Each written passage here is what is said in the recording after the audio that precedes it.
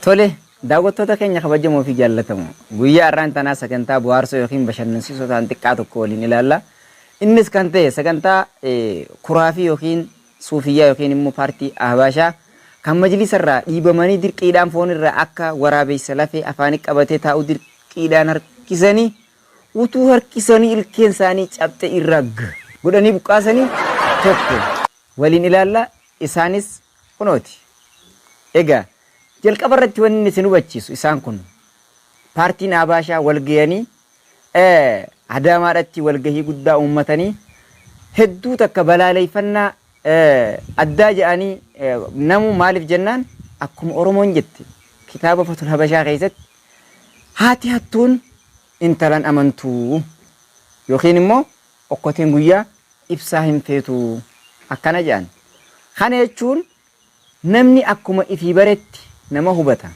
Amma mee waltajjii isaanii kan addaa kan gaggeeffame Sheekh Hajji Ibrahim majlisaaf filamuu ilaalchise kan isaan gaggeeffatan waliin haalaallu akkamitti hoolaa nyaannu dhabnaa. Namni muraasni tokko akkami maqaa bilaashaan hajji maaliif hin deemne yookiin immoo nuti maqaa keenyaan nurraan tahamee nyaannee dhuynee uffannee amatatti hoolaa tokko lama kaaboo galma Sheekh Huseenii fi galma Sayyid Abiyyoo galma maaliitti gaalaa fi gaarallee qaluu isaan kaayyoon isaanii kana maaliif kun nu harkaa bahaa jedhamee hoggaa lolamu maal akka fakkaatu waliin haalaalu. Akka namummaa ta'e qabdu falmadhu.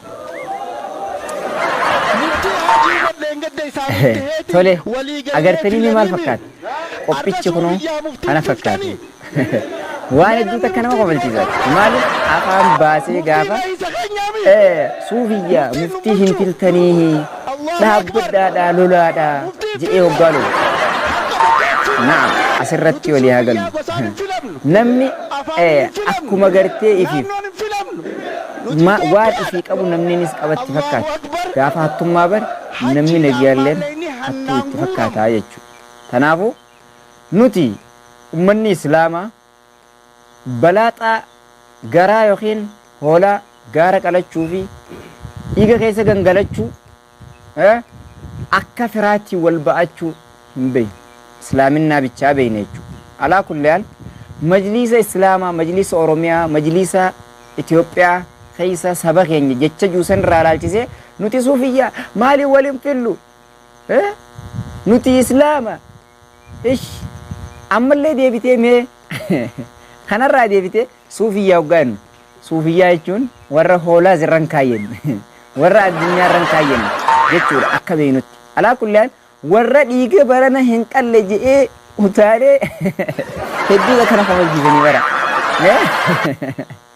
Wallaahi osuma wallaahi duba akka aftaamuu lammuutti qaanqee shaween isaan gingilchinan jaasila. Xiqqoosii uumaa ta'ee malee jechuudha. Alaa kulli haal kanarra dhaabbannee hoggaa laallu mee maal akka fakkaatu? Mee dhaabbadhaa ilaalaa ammallee viidiyoo isaa kanatti deebinee ittiin isinii bana. Suufiyyaan masarata biyya tanaati. Suufiyyaan baddee jechuun taarikni Itoophiyaa badee jechuun guddaan. Maal akka haasawaa jiru hoggaa laallu. Suufiyyaan baddee jechuun taarikni biyya teenyaa badee jechuudha.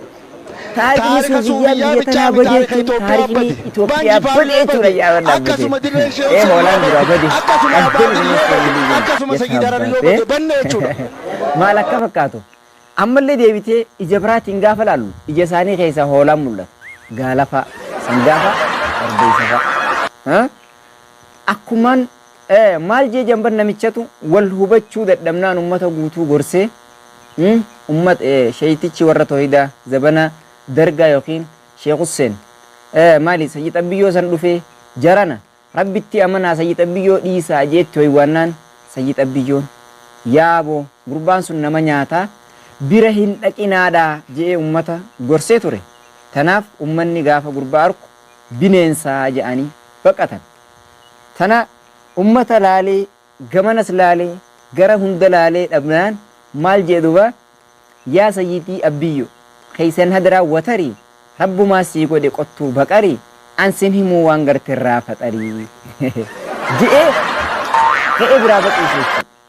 Akkuma kana arraan tana waraabeysi halloo ani foon narra fiyadhaadhaa hin nyaadhu hoggaaju isin beeyna lammiin kuula ijaa wal beeyti jennu waan isin nama gootan arra maallayni maqaa muhaadaraatiin bu'ee haa dhaabbatuuhi jaarsi iskiriina fullisaa iskiriin tachii moobaayilaa fakkaatu haaree dahaatu kan hojjaa kana jiru mee dhaggeeffadha hedduu nama kofalchiisaa bara hajjiidhaan maallayni annaan guuramu maallayni miliyeenaan bu'u itti fufu maallayni maqaa muhaadaraatiin bu'u mootummaan jala nuuf haa yaatu abbaa kiyya mootummaa mallasaa akka gaafa duraanii akka takka walleenuu hoolaa marafa hoolaa fa'aa xuuchiftanii ukkee nurraa kaasan san dhugaa seetan jechuudha جاء الحق وزهق الباطل إن الباطل كان ذهوقا أكسمس أنا هوغانجي يادنا متخنا هبدا مقام هدرات ديماني مالين غورمي شيكن كينيا أجي فمسن